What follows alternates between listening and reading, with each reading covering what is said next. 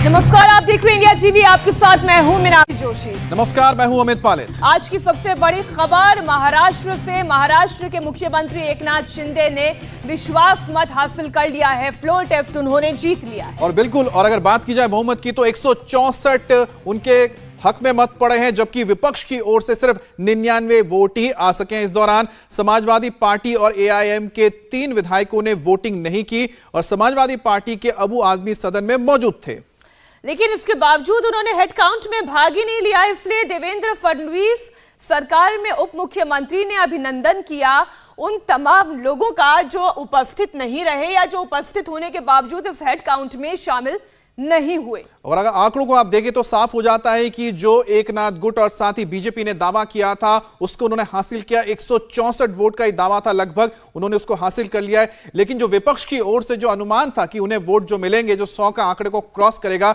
लेकिन 100 का आंकड़ा भी क्रॉस नहीं हुआ और 99 पे आकर रुका है। लेकिन आपको बता दें कि सदन में इस दौरान आदित्य ठाकरे मौजूद थे। इस वक्त वहां पर आपको बता दें कि इससे पहले अजित पवार मौजूद थे और साथ ही वहां पर छगन भुजबल, ये तमाम वो नाम है। एनसीपी और कांग्रेस के बड़े नेता अगर बात की जाए तो वहां पर मौजूद थे, पृथ्वीराज चव्हाण मौजूद थे और साथ ही साथ हमने देखा कि जो बड़े चेहरे जो कहते हैं चाहे कांग्रेस के और एनसीपी के मौजूद थे। लेकिन सबसे बड़ी बात है कि क्या वो 16 विधायक जिनका जिक्र लगातार उद्धव ठाकरे की ओर से किया जा रहा था, उनमें से कितने, इसके बारे में हम जानकारी लेंगे।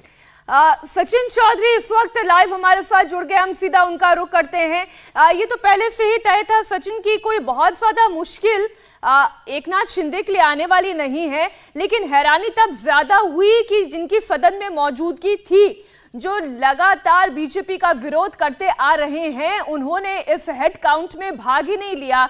हम एआईएमआईएम की बात कर सकते हैं, हम समाजवादी पार्टी की बात कर सकते हैं।